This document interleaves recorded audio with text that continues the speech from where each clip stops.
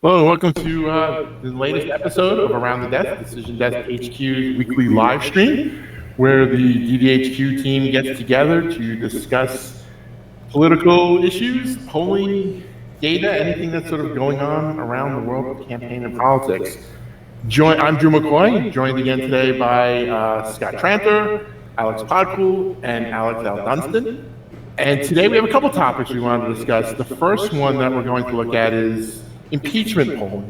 We had 2 weeks of hearings prior to Thanksgiving. There's been a little bit of a break. It's going to be kicking up again this week with the scene moving to the House Judiciary Committee. But we wanted to take a look and see what the effect of the last 2 weeks of the hearings, getting to see from some of the witnesses and obviously members on both sides making their arguments. Want to see what, if any, effect that is having on public perception and support or opposition to the idea of impeaching Donald Trump. So to start things off, I'm going to turn it over to Podcool, who has been looking at this and has an interest in discussing it today. Hey, thanks, Drew. So we have the 538 Impeachment Tracker, if we want to pull that up. And so kind of the state of the race right now, kind of using their tracker. So if we look at all of the polls, right now we're at about 48. We're at about 49% who are in support of impeaching Trump, about 43.5% not supporting. However, we could break that out using their handy tool on the scatter plot and break it out into first just those who are in support of the impeachment process. No? Yeah?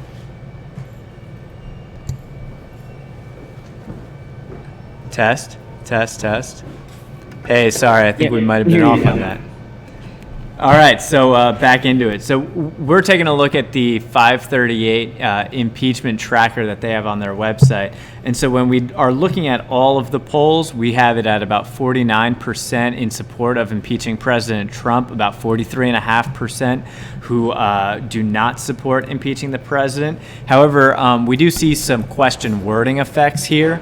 And so the first is if we just break it out looking at the impeachment process. So not necessarily supporting impeachment, but just supporting an impeachment inquiry, impeachment process. There we have 52.4% support currently and 42.3% who don't support.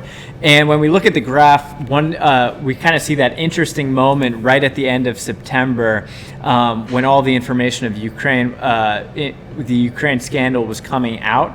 And so that was really the flip, and it hasn't flipped back yet. And then next we could kind of break it out just looking at the polls that impeach whether or not that just ask whether or not someone supports impeach and remove. And there we see a bit of a narrower gap. Right now, 47.7% support, 44.2% don't support.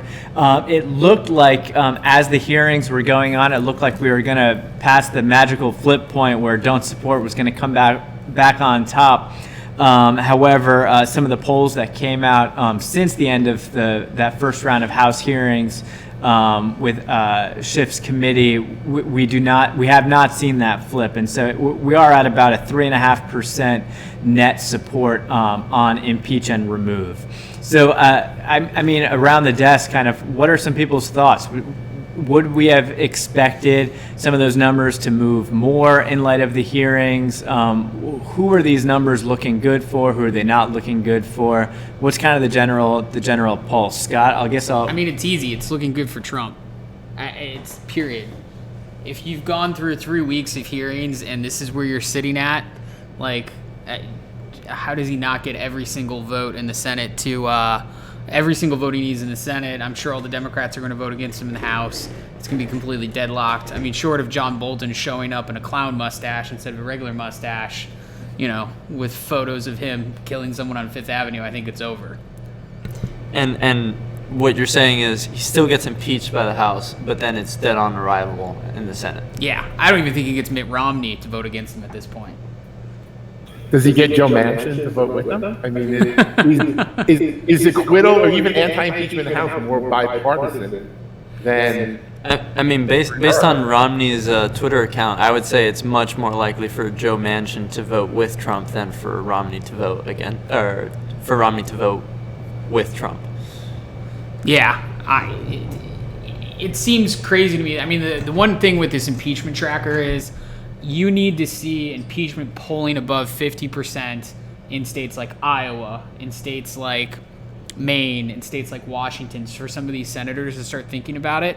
And nationally, it's not above 50%. And I don't know what it is in Iowa. We probably should have looked at it, but like that's where you're going to get some of these Senate votes to go with you, and it's just not there. Yeah, I think another thing is, so the 538, those are all national impeachment polls, but I think one of the interesting ones to look at was the New York Times Siena College did their battleground poll where they asked this in October, so it's a little bit dated just because it is from late October, but it is during all the conversations surrounding this scandal. And there they had 43% in the battleground states combined strongly or somewhat strongly support or somewhat support impeachment. And to your point, Scott, I think that's kind of an important number to look at, is in these battleground states, what's it looking? And it's definitely an uphill battle for Democrats, I think, in some of these battleground states. Alex? So I don't know if Scott wants to break some news on air. Oh, God. It's not real until so it looks like Harris. Can Austin pull up the tweet?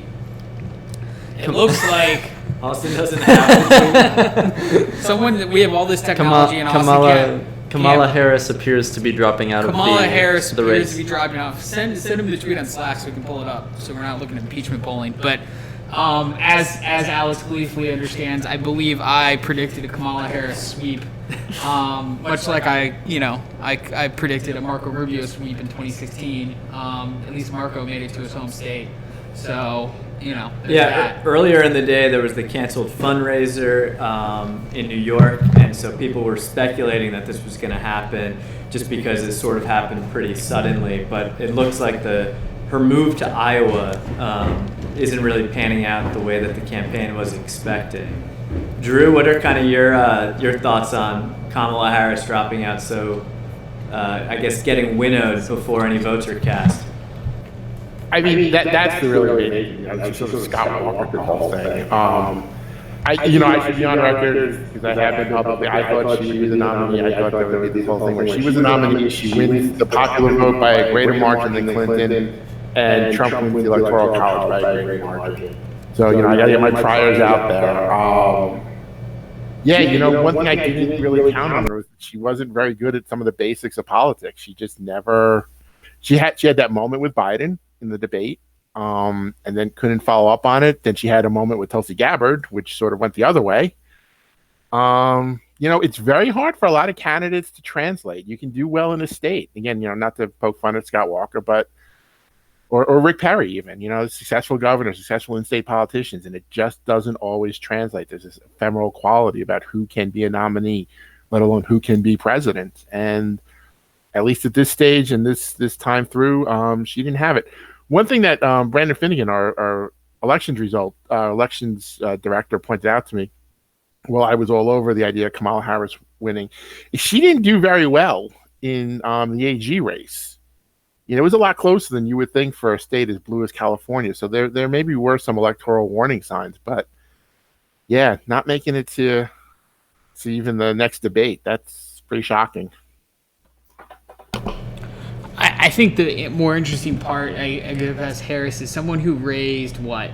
I should know this off the top of my head. Where's Noah when you need him? Like probably $40-50 million throughout the end, and can't figure out how to keep the campaign going, because that's going to be the tomorrow story. Is she really wanted to run, but she just ran out of grassroots support.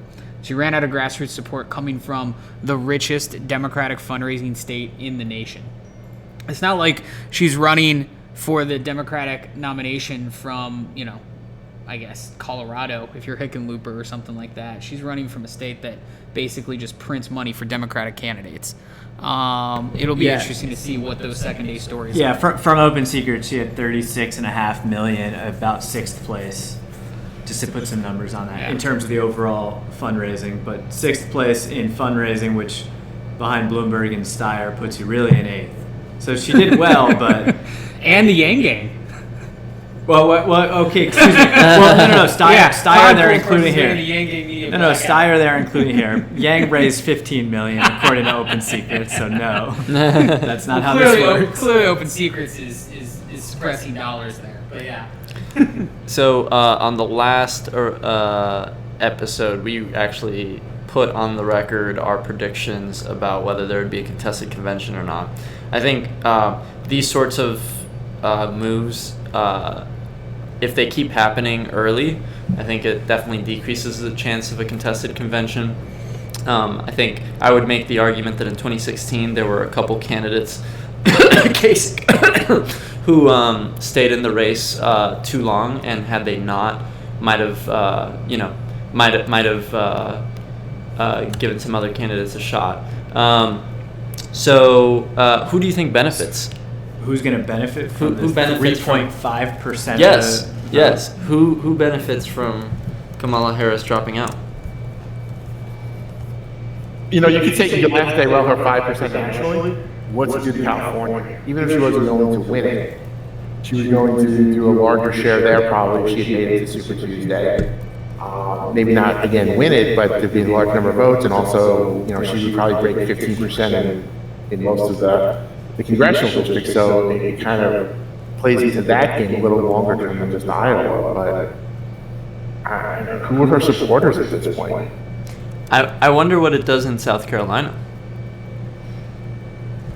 Because that's Biden's firewall, right? Was she doing anything better in South Carolina than she was anywhere else? Do you have those numbers, Podcool, from the last Firehouse? Well, so we had, Real Clear Politics average, she was at 6% in South Carolina. I mean, that's still significant. Those 6% have to go somewhere, and if they mostly go to the same place, that's significant. Yeah, so that's the assumption, right? They're all going to go to the same place. Well, they're not all. In order for it to be impactful, they would have to go to pretty much the same place. If 2/3 of them go to the same place, it's in a race that's Biden 35, Warren 16, Sanders 13. Yeah, maybe it creates some wiggle room between Warren and Sanders, but I think we might be. Right now, we have no idea empirically what the second choice support on a 3% national would look like, and so it's a little tough to say. So the conclusion on South Carolina is we're not sure yet because we need to see more data. Well, I was also just looking up real quick the RTP average. She's in 5th place with 6.3%. So she's doing a little bit better there, but she was actually behind Pete Buttigieg, who obviously has some issues with African-American voter support, and that's obviously a state where that matters a lot. So she really wasn't, if like you said, there's no empirical data where to go, but again, it's just hard to imagine that it matters tremendously. I'm in agreement with you there, Drew. Speaking of Mayor Pete, can we call him Mayor Pete? For a couple more weeks, right? A couple more weeks, okay. All right. Moving on to the next topic. Broadcast spending in the Democratic presidential primary for 400. So this is where we're going to talk about Bloomberg is blotting out the sun with money. And then, the other interesting non-political story that we should mention is his publication is not going to cover any of the Democratic candidates, including his own. I guess it's nice to own a media organization. But what's the TV spend? Do you want to break down this TV spend for us? Drew? Yeah, sure. When you look at it, obviously the largest spender early on was Tom Steyer, especially in the early states. That's how he basically made his way onto the debate stage, is targeting advertising in Iowa, South Carolina, New Hampshire, and Nevada to a lesser extent, because those were the states where state polling would matter to get you on the debate stage. None of his qualifying polls actually came nationally, So you could see the effects his money had in those early states. There's a wide variety, right? But it's sort of the people you'd expect. Buttigieg, who had a lot of money, has been one of the biggest spenders recently, last week or so in Iowa. You can see the total spend across the country in the early states. Tom Steyer's still in there, and that's where that money's coming from. Everybody else is pretty close, excepting Bloomberg. All of this right now comes with an asterisk that, Michael Bloomberg will be in a separate category, and we'll discuss what that may or may not be able to get him.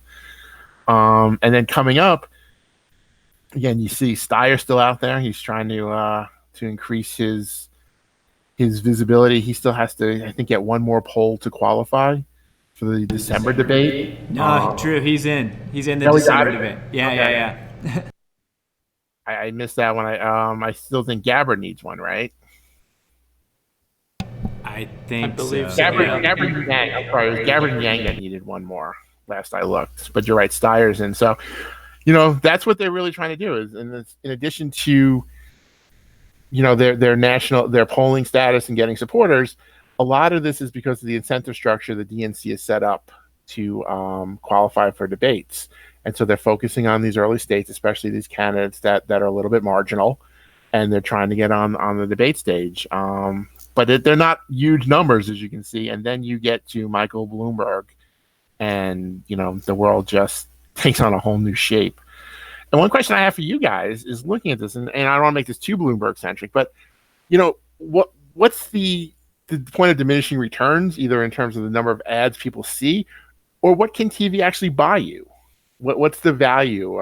People say, well, maybe it should be more in door-to-door, face-to-face interactions or online, but TV is still obviously a big driver of political spending. And, what can somebody expect to get in terms of a return on investment like that? I think what a lot of the professionals will tell you now, and by professionals, people who make a lot of money placing these ads, is basically if you have no name ID, TV will buy you name ID. If you have name ID and people have an opinion about you, TV will move your opinion a little bit if your ad is decent. So those are two big things. It's only going to move it a little bit, and your ad has to be decent. So if you're Steyer, who's basically been in the face of Democratic primary voters for the last 3-4 years, spending tens of millions of dollars, I don't think anyone's surprised to see him spending this kind of money and, not barely making debates, but he's certainly not going to be sitting in the center podium anytime soon. And I think Bloomberg is going to learn what Steyer has learned is just because you got a lot of money and just because there's a lot of people around telling you you're like the right person to run doesn't mean your $100 million is going to make a dent. I mean, everyone's got to remember, what movie's coming out? Star Wars. Star Wars is going to spend $150 million in advertising over the next 30 days. And everyone knows about Star Wars. Bloomberg might spend, $40-50 million in the next 60 days. So, that's a lot on political scale. But these guys are still not even scratching the surface for what a major brand product does to get a rollout. And so I think that's where this is going to come in is, Steyer and Bloomberg are going to figure out that, yes, if this were 1996 and they dropped this kind of money, they'd probably be able to buy it. But it's just not the case anymore. Scott, let me just play devil's advocate. Tom Steyer, he bought himself into the debates. He's going to be, I think, the 7th candidate in the December debate. According to the Morning Consult poll that was recently released, he's polling at 9% in the early states, which is exclusively where he's spending money. Is this not working? I mean, he made it to a debate beyond Kamala Harris, and he's spending money just in early states. Essentially, he gamed the system to get on the debate stage, and he's currently polling at 9%. So no, I agree with you. His money bought him a stage in the debate, but guys like him don't buy 4th place. They buy the win. And so I think he'll be able to make the debates as he has. That's what his money bought him. I mean, you can make an argument John Delaney's money bought him the first debate too. Basically because he spent $9 million to at least get 1% in a poll. Well, I think statistical error bought him. Yeah. But point being is, look, it got him there, but if you're Steyer, if you're Bloomberg, if you're these people spending your own money, you're used to spending that kind of money and then getting a deliverable. I can't believe he's happy spending that kind of money making the debate stage for a second time. I mean, sure, that's great. If you're Cory Booker, that's great. If you're, Klobuchar, that's great. But he's not spending that money to just make the debate stage. Or if he is, please throw something our way. But actually, let me play the other devil's advocate here, especially from the Bloomberg perspective. He's playing a different game, right? He's not going into these early states. He's also not trying to make the debate stage because he's not taking any donor money. So he won't make that part of the criteria unless the DNC changes the rules, which would just annoy everybody else, I imagine. So we also have another map where you can see the states that he's advertising in. He's playing in states and setting some groundwork in areas where other candidates just aren't. They don't have the money. They don't have the flexibility to say, well, I'm definitely going to be here come March 3rd. And he can start to go into places like California and Texas and some of these other Super Tuesday states, and also building a ground game, going to collect these early votes, getting people to turn out. Well, the main field is fighting over relative scraps in February. He's going to be on the air all over the place in these major early voting states and trying to turn out that vote. Not saying it'll work, but it's definitely a different plan. It's not just TV, right? Yeah, no, that's a fair point.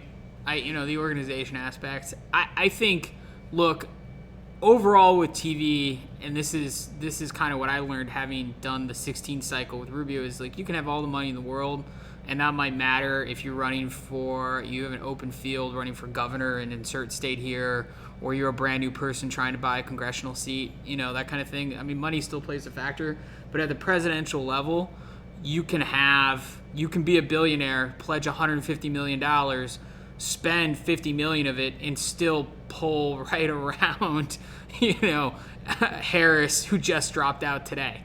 It's one of those things like money doesn't buy what it might have bought 20 or 30 years ago. And it just goes to show these campaigns are basically using last cycles or multiple cycles ago tactics to try and win, and they're learning stuff that that just doesn't work.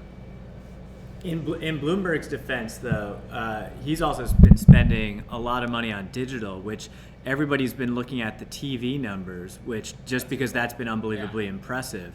But if you look at the Google ad archive, which in their kind of transparency initiative they've released, Bloomberg has been in the race for like a week and a half, and he's shot up to the third highest spending behind Trump and the Senate Majority Fund. And so on Google, he's spending a lot of money. On Facebook, he's already $1.5 million in ads.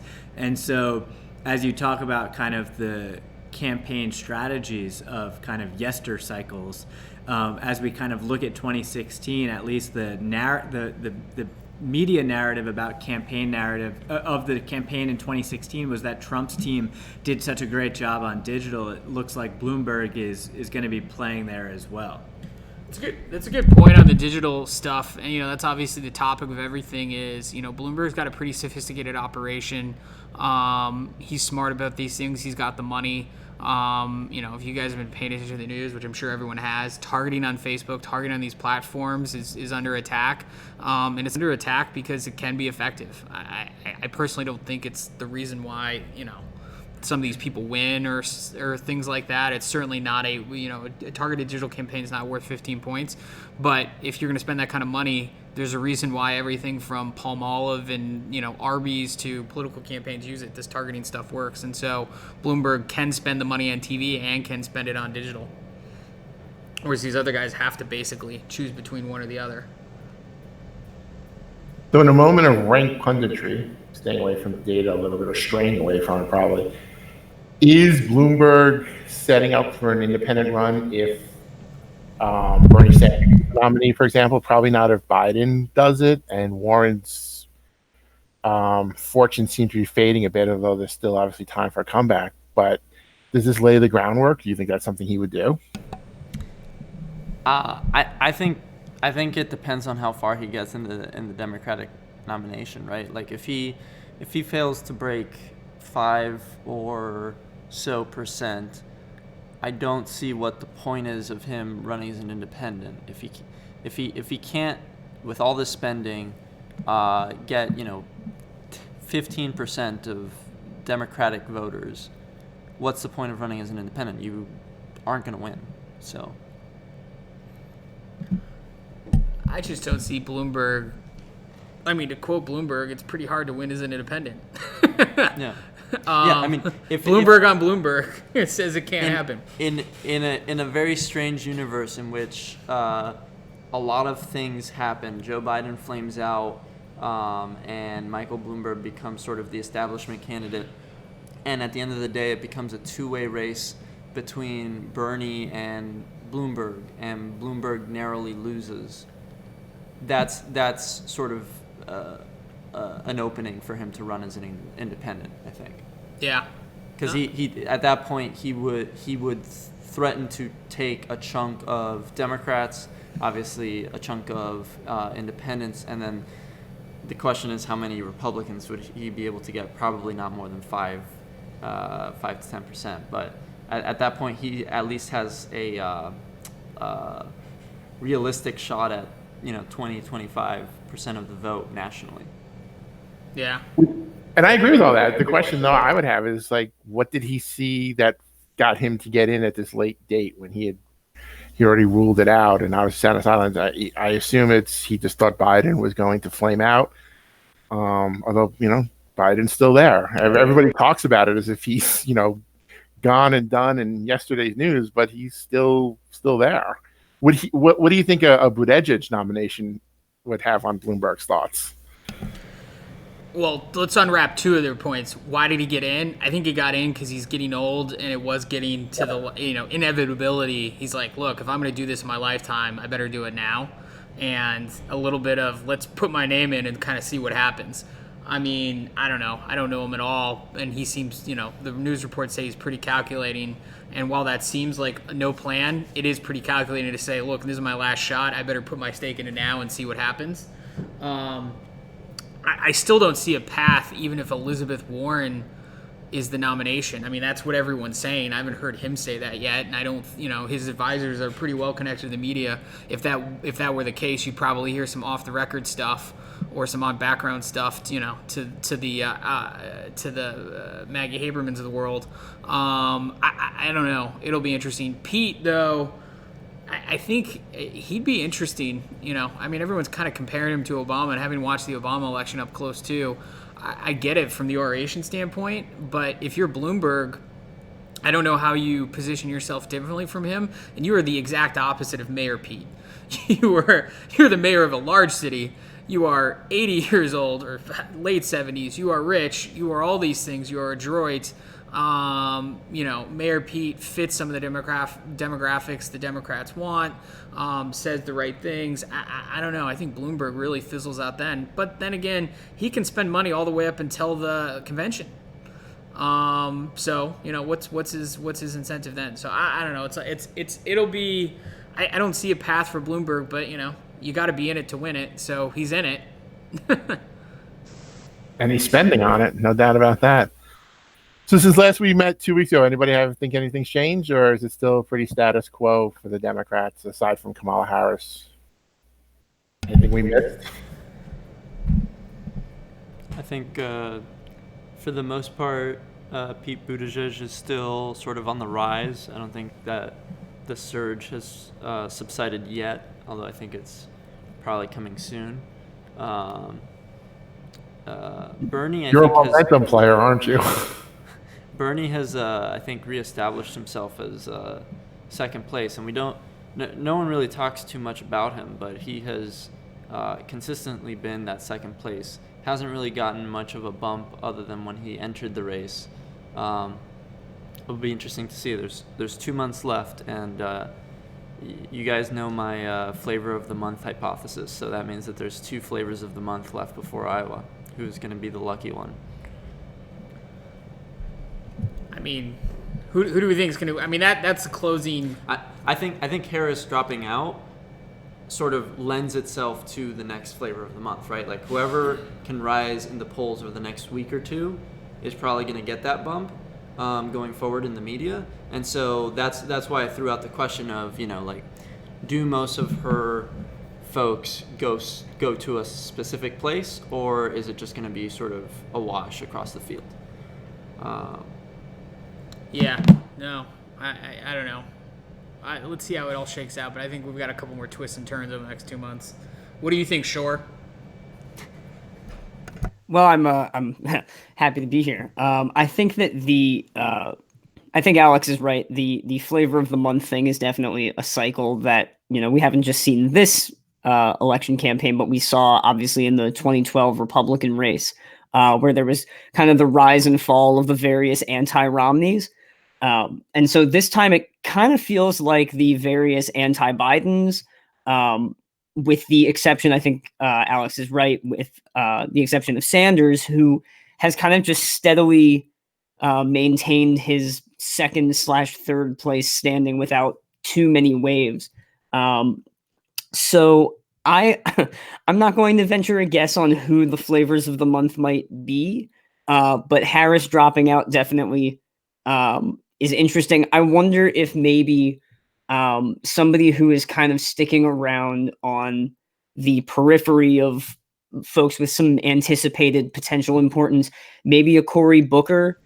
He's gotten some attention from establishment folks through endorsements. He's been able to stick around on the debate stages up to this point.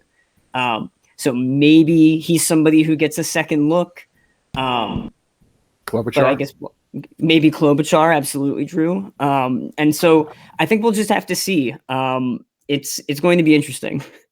Yeah, and Kamala's timing has given Trump a nice little gift, because the committees were about to release the House Democratic report about impeachment in a few minutes, which was probably going to lead the evening news until a few minutes ago when Kamala announced. Yeah, I mean, come on, we know what the report's going to say. Well, yeah, but it's another news cycle of scandal. So. Yeah, I guess. So it's basically just another episode on the island. I think we're wrapped up for today. We're gonna be talking again in a couple of days. We're doing this again on Thursday. What else Drew, what did we miss? What did we miss? I don't think we missed anything. Oh, I thought you were gonna cut me off and say I missed something. Sorry. No. Anyway, we're talking again Thursday. We've got some announcements. I don't think we're supposed to talk about it now, but there'll be some announcements on Thursday, right, Drew? There will definitely be announcements. You will want to be there for that. And follow us on Twitter and at our YouTube account and Facebook and all our other places, including Twitch, where we're broadcasting today. Cool. Thanks, guys.